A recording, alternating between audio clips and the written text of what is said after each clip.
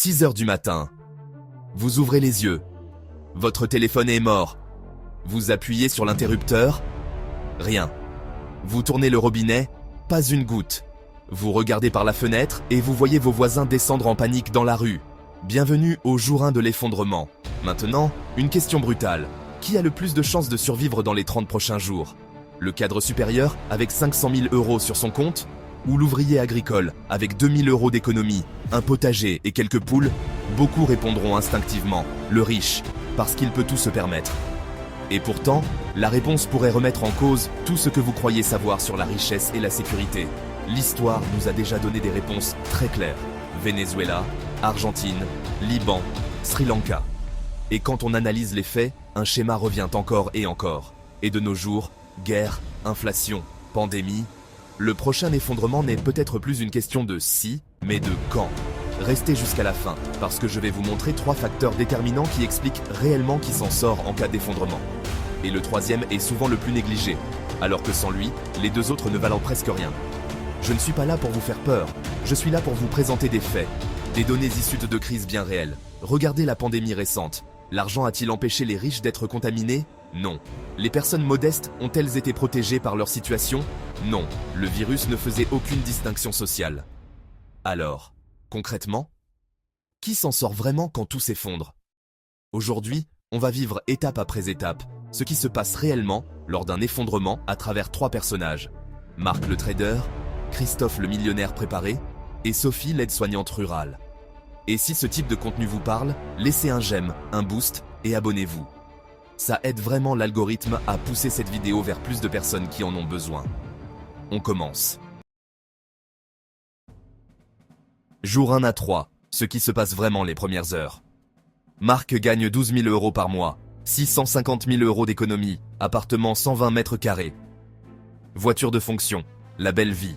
Je me réveille, plus d'électricité, plus de réseau. Il descend dans la rue, c'est le chaos. Les gens courent vers les supermarchés. Il entend des cris, des vitres qui explosent. Pas de panique, j'ai de l'argent. Il prend sa carte bancaire. Direction le Monoprix du coin. Et là, première réalité brutale. Les terminaux ne marchent plus. Pas d'électricité égale pas de paiement électronique. Marc a 200 € en liquide dans son portefeuille. C'est tout. Ces 650 000 € bloqués dans des serveurs bancaires inaccessibles. Au Venezuela en 2016, c'est exactement ce qui s'est passé. Les distributeurs ont cessé de fonctionner. L'argent sur les comptes est devenu inaccessible du jour au lendemain. Des médecins, des avocats, des chefs d'entreprise qui avaient des milliers de dollars se sont retrouvés à fouiller les poubelles pour manger. Marc arrive au supermarché. La file fait 300 mètres. À l'intérieur, c'est la guerre. Les rayons se vident en temps réel. Une femme lui arrache un paquet de riz des mains. Le vigile a abandonné, complètement dépassé. Je ressors avec 2 sacs, 180 € dépensés. J'ai de quoi tenir une semaine, peut-être. Question pour vous, là, maintenant. Ouvrez mentalement vos placards. Vous avez quoi? De quoi tenir combien de temps si les magasins ferment demain? Des études sur les comportements en crise montrent que 73% des foyers urbains n'ont pas plus de 3 jours de nourriture chez eux. 3 jours. On continue. Voyons maintenant ce qui se passe avec Sophie, l'aide-soignante rurale. Pendant que Marc dépense ses derniers billets dans le chaos parisien, à 600 km de là, dans un petit village du Lot, une toute autre réalité se dessine. Je gagne 1 800 € par mois. 2 000 € d'économie. Mais j'ai une maison avec 500 mètres carrés de terrain. Un potager. 6 poules. Des conserves maison dans ma cave. Je me réveille sans électricité aussi. Mais je ne panique pas. Je vais voir mon jardin. Mes tomates sont mûres. Mes courgettes aussi. Je ramasse 6 œufs frais. Je descends au village. La boulangerie est fermée mais la boulangère est là. On va essayer de rallumer le four à bois demain. Le bistrot devient un point de ralliement. Les gens parlent, s'organisent. Le maire réunit tout le monde sur la place. Une trentaine de personnes. On fait quoi? Ils font un inventaire. Bernard a un puits. Marie est infirmière. Patrick était plombier. Jean-Claude a des semences. Je propose mon jardin comme exemple pour montrer aux autres comment cultiver. Vous voyez la différence? En 24 heures, une communauté commence à s'organiser. En Argentine, en 2001, c'est comme ça que les gens ont survécu. Les comedors populaires, cantines communautaires où chacun apportait ce qu'il pouvait. Les clubs de troc où l'argent ne valait plus rien. Alors on échangeait compétences et biens. Avant de voir ce qui se passe avec Christophe, notre troisième personnage, l'homme qui avait tout prévu dans son bunker, revenons un peu à ce qui arrive à Marc 3 jours après. Jour 3. Marc a un problème. Il a mal rationné. Les 3 premiers jours, il a mangé normalement. Maintenant, il a faim. Vraiment faim. Je pense à mon appartement de vacances en Normandie. Là-bas, je serais mieux. Mais comment y aller? Ma Tesla a 30% de batterie, pas de borne qui fonctionne. Les stations essence sont prises d'assaut. Je suis coincé. Dans son immeuble, les tensions montent. Son voisin frappe à sa porte. T'as pas un peu d'eau, ma fille est malade. Marc donne une bouteille. Mais il pense, si je partage, combien de temps je tiens?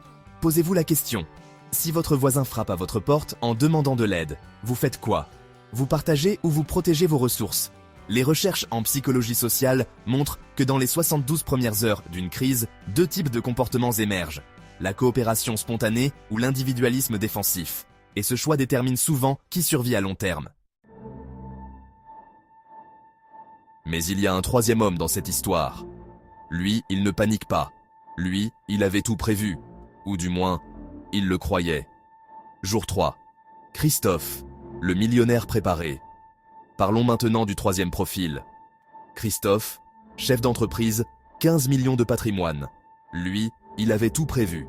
Bunker souterrain dans le Périgord. 5 ans de nourriture lyophilisée. Panneaux solaires. Puis, générateur. Le package complet à 3 millions d'euros. Jour 1. J'ai sauté dans mon Range Rover avec ma famille et mon garde du corps privé. On est arrivé au bunker. Porte blindée. Sécurité maximale. Jour 3. Ça commence à être long. Ses 2 enfants s'ennuient. Pas d'internet, pas de PlayStation, pas d'amis. Sa femme déprime déjà. Le garde du corps dort dans le coin armement, son fusil à portée de main. Et là, je commence à me poser une question qui me hante. Ce type est loyal tant qu'il est payé. Mais là, l'argent ne vaut plus rien. Qu'est-ce qui l'empêche de nous éliminer et de garder le bunker pour lui? En 2017, le New Yorker révélait que les milliardaires construisant des bunkers à plusieurs millions ont une obsession sur une question. Comment empêcher leurs gardes du corps armés de les trahir quand l'argent ne vaudra plus rien? Les solutions proposées? Des colliers GPS pour les gardes, des serrures biométriques pour la nourriture dont seul le propriétaire a le code, des systèmes de surveillance. Vous imaginez l'ambiance? Christophe contrôle l'accès à la nourriture. Lui seul a les codes. Le garde dépend de lui pour manger. Mais le garde, lui, a le fusil. Et il le sait. Alors qui a vraiment le pouvoir? Combien de temps avant que cette tension explose? Une semaine plus tard, les masques tombent. Et la réalité devient brutale. Jour 7 à 15, la vraie nature se révèle. Marc a terminé toutes ses réserves. Il a mal géré, il a faim. Vraiment faim. Alors, il ressort. Les rues ne sont plus les mêmes. Elles sont plus calmes, mais d'une façon franchement inquiétante. Les supermarchés sont fermés, complètement vides. Il y a des tags partout, des voitures brûlées. La police, invisible. Il ne s'occupe plus que des quartiers riches et des bâtiments officiels. Je vois une queue devant une église. Il y a une distribution de nourriture par une association. Je m'y mets. 4 heures d'attente pour un morceau de pain et une conserve. Des rapports de l'ONU et de l'Université américaine de Beyrouth montrent qu'en 2021, plus de 80% de la population libanaise était tombée sous le seuil de pauvreté. Résultat, médecins, cadres et professeurs faisaient de la queue des heures pour un bout de pain, malgré des milliers de dollars bloqués dans les banques. Je croise un ancien collègue. Il me dit « Viens, j'ai un plan. » Le plan, aller piller un entrepôt en banlieue. J'hésite. Moi, le trader respectable, dans mon costume Hugo Boss, devenir un pilleur? Question pour vous. Où est votre ligne rouge? Vous feriez quoi pour nourrir votre famille? Pour survivre? Réfléchissez vraiment. Parce que dans ces moments-là, les principes peuvent vite s'évaporer. Marc y va. Parce qu'il a faim. Jour 10. Les données qui font mal. Laissez-moi vous partager quelque chose de crucial. En étudiant des catastrophes comme l'ouragan Katrina, le séisme en Haïti ou le tsunami de 2004, des chercheurs de Cambridge et de la Banque mondiale arrivent à la même conclusion. Ce n'est pas la richesse qui fait la différence entre ceux qui survivent et les autres, mais la capacité à s'adapter et les compétences pratiques. Savoir réparer, organiser un groupe, trouver de l'eau ou de la nourriture augmente beaucoup plus vos chances de survie que le montant sur votre compte bancaire. Réparer un robinet, jamais fait. Allumer un feu, impossible. Cultiver une plante, j'ai tué tous mes cactus. Dans son groupe de squatteurs, les autres voient Marc comme un poids. Il consomme les ressources, mais n'apporte rien. Marc vient de franchir sa ligne rouge. Mais laissez-moi vous montrer avec Sophie ce qui se passe quand on choisit la coopération plutôt que la survie individuelle. Jour 15. J'ai trouvé mon rythme. Le village a mis en place un système. Tout le monde contribue selon ses capacités. Le matin, on travaille au jardin collectif sur le terrain de sport. L'après-midi, j'aide Marie à l'infirmerie improvisée. Le soir, réunion d'organisation. On a même mis en place des cours. Patrick montre aux jeunes comment réparer. Jean-Claude enseigne le jardinage. Un ancien prof fait l'école pour les enfants. Ce n'est pas facile. Il y a eu des disputes. Jacques voulait garder tout son blé pour lui. Ça a créé une crise. Finalement, compromis, il garde 60%, donne 40% à la communauté en échange de protection et d'accès aux autres ressources. Mais globalement, ça tient. À Cuba, dans les années 90, après la chute de l'URSS, le pays s'est retrouvé en crise totale. Plus d'essence, moins d'engrais, moins d'importations. Pour éviter la famine, les Cubains ont transformé leur ville en potager. Des rapports de la FAO et de chercheurs montrent que des dizaines de milliers d'hectares urbains ont été cultivés, avec des jardins familiaux et communautaires qui ont joué un rôle clé pour nourrir la population. Comment ? La solidarité communautaire. Les gens ont partagé les savoirs, les semences, les récoltes. Sophie construit une communauté qui fonctionne. Mais rappelez-vous, il y a un troisième homme dans cette histoire, celui qui avait tout prévu. Retournons voir comment il va dans son bunker à 3 millions. J'ai toute la nourriture du monde. Mais je deviens fou. Ma fille de 14 ans pleure tous les soirs. Je veux voir mes amis. Je veux sortir. Ma femme me parle à peine. Elle me rend responsable de cet enfermement. Le garde du corps passe son temps à nettoyer son arme en me regardant fixement. L'ambiance est toxique. La pression psychologique est insoutenable. J'allume ma radio à ondes courtes. J'entends des messages. Des communautés qui se forment. Des villages qui s'organisent. Des appels à la solidarité. Et moi, je suis seul, avec mes conserves et ma paranoïa. Les spécialistes de la psychologie de survie, comme le Dr John Leach, montrent que dans les catastrophes, ce ne sont pas seulement les blessures ou le manque de nourriture qui tuent, mais aussi l'effondrement psychologique, panique, isolement, perte de sens. L'isolement prolongé augmente fortement le risque de dépression, de comportements suicidaires et de décès évitables, parfois bien avant la fin. Notre cerveau est câblé pour le lien social. Sans ça, on dépérit. La dépression s'installe. La volonté de vivre s'effrite. Attendez, parce que ce qui vient de se passer avec Marc, ce n'est pas un hasard. Les scientifiques ont étudié des dizaines de crises majeures, et ils ont découvert quelque chose de fascinant. 3 facteurs, toujours les mêmes. Et si vous ne maîtrisez pas le troisième, les 2 autres ne servent à rien. Jour 30 à 60. Les 3 facteurs de survie. Jour 30, Marc a survécu. Tout juste. Il a rejoint un groupe de 40 personnes dans un immeuble abandonné. C'est tendu. Hier, bagarre pour un bidon d'eau. Avant-hier, un type s'est fait expulser pour avoir volé de la nourriture. Je pense à mon compte bancaire. 650 000 €. Inaccessible. Inutile. Je donnerais tout ça pour un repas chaud. Mais quelque chose change. Marc commence à apprendre. J'étais institutrice. J'organise des cours. Je lui apprends à faire du feu, à purifier de l'eau, à identifier les plantes comestibles. Et soudain, Marc devient utile, parce qu'il sait compter, gérer, organiser. Le groupe lui confie la gestion des stocks. Il crée un système d'inventaire. Ça marche. Pour la première fois depuis 30 jours, il mange à sa faim. Pas grâce à son argent, grâce à une compétence. Maintenant, les faits scientifiques. Laissez-moi vous révéler ce que les recherches disent vraiment sur qui survit en cas d'effondrement. Des équipes de chercheurs ont étudié des dizaines de catastrophes majeures. Et 3 facteurs ressortent systématiquement. Facteur 1. Les compétences pratiques. Les recherches sur la résilience communautaire montrent que les communautés les plus résistantes aux catastrophes ne sont pas forcément les plus riches, mais celles qui ont une vraie diversité de compétences pratiques.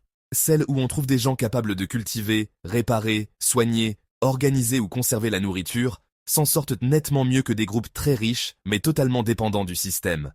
Quelles compétences comptent vraiment ?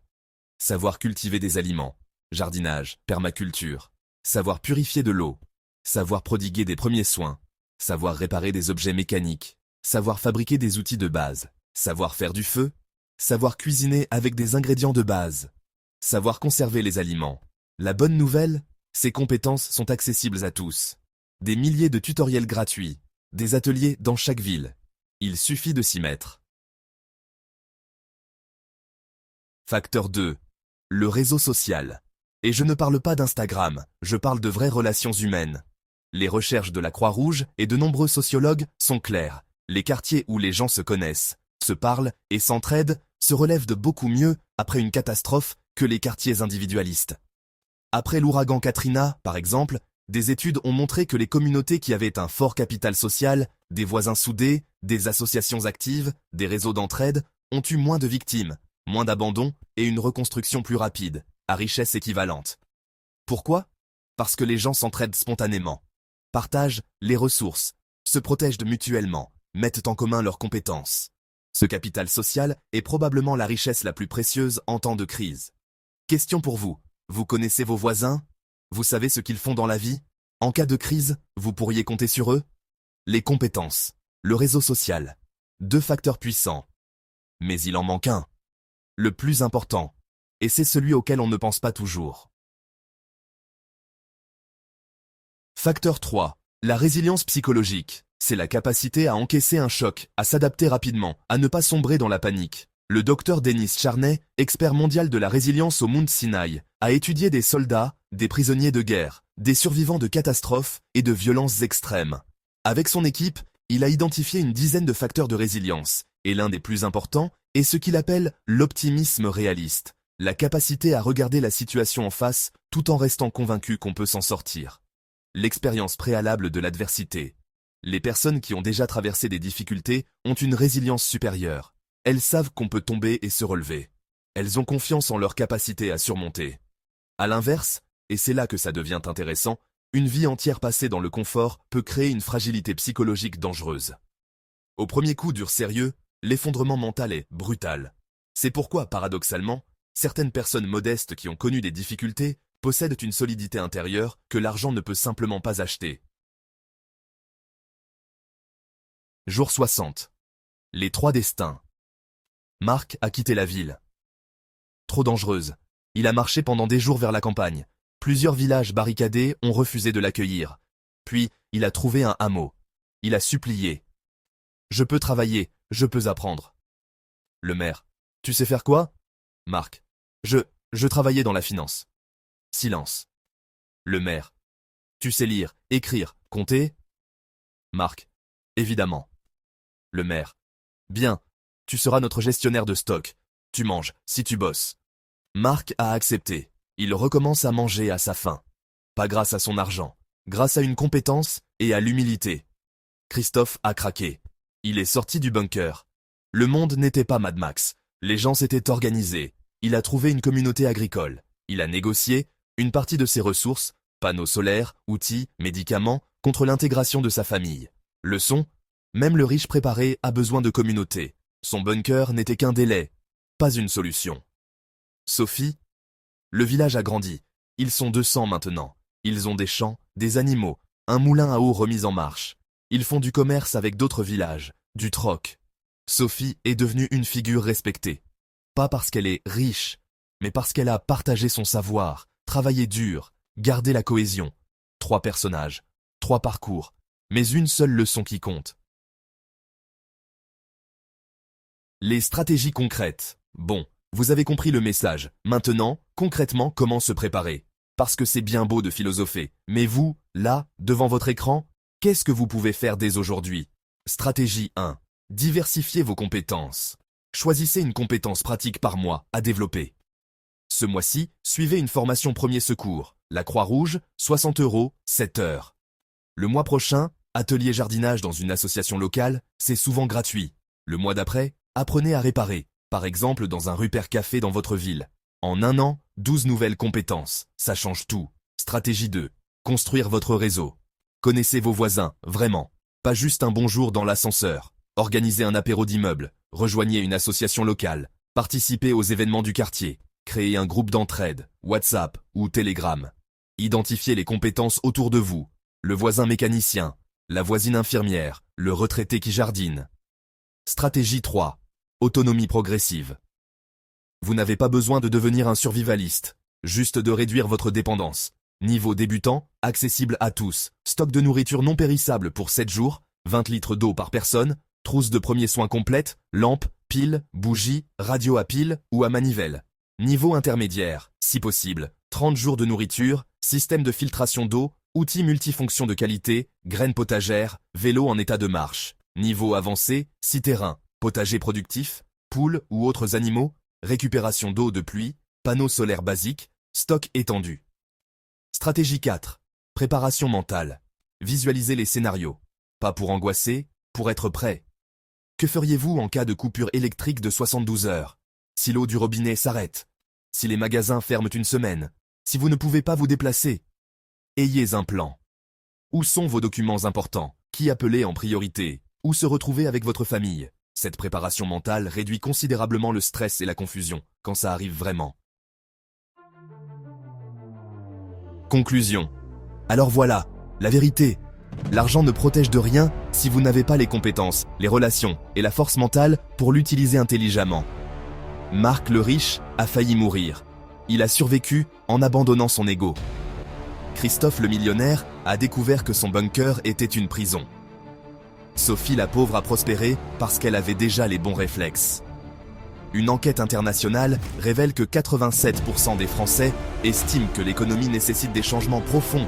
54% des adultes dans 36 pays considèrent l'écart entre riches et pauvres comme un problème majeur. Ces chiffres révèlent une prise de conscience collective. Notre système mondial actuel crée des vulnérabilités structurelles. Les crises se multiplient. Changement climatique, tensions géopolitiques, systèmes économiques fragiles. Le rapport de l'ONU sur le développement est sans appel. Les inégalités se creusent, les populations vulnérables augmentent. Face à ça, 2 attitudes, ignorer et croiser les bras ou se préparer intelligemment. La préparation raisonnée n'est pas vivre dans la peur. C'est reprendre le contrôle. C'est développer des compétences qui vous rendent trop confiant. C'est construire des liens qui vous rassurent. C'est savoir que quoi qu'il arrive, vous avez des ressources. Cette tranquillité d'esprit est infiniment plus précieuse que n'importe quelle somme sur un compte bancaire. Vous savez ce qui est libérateur? Retrouver une connexion avec les fondamentaux. Comprendre d'où vient votre nourriture. Savoir comment fonctionnent les systèmes qui vous entourent. Réduire votre dépendance totale aux infrastructures fragiles. Ce n'est pas régresser, c'est s'émanciper. Ne comptez pas uniquement sur votre compte bancaire pour vous protéger. Développez votre autonomie. Tissez des liens solides. Apprenez constamment. Préparez-vous raisonnablement. Et surtout, passez à l'action. Ne restez pas spectateur de votre propre vie. Dites-moi en commentaire, Team Marc, Team Christophe ou Team Sophie. Et surtout, combien de jours de nourriture vous avez chez vous maintenant? Soyez honnête, c'est le premier pas. Partagez cette vidéo, lancez des conversations, créez des groupes d'entraide locaux, échangez des compétences. Construisez collectivement cette résilience. Alors, qui survit finalement en cas de crise? Pas forcément celui qui a le plus d'argent, pas forcément celui qui a le moins. Survivent ceux qui savent faire quelque chose de concret, ceux dont les compétences deviennent précieuses quand tout manque, et ceux qui ne sont pas seuls. Abonnez-vous pour la prochaine vidéo, activez la cloche, et surtout, commencez cette semaine. Ensemble, nous sommes plus forts. Et cette force collective est notre meilleure assurance contre l'incertitude. La survie ne commence pas demain, elle commence maintenant. À très vite sur Éco Décryptage. Et prenez soin de vous.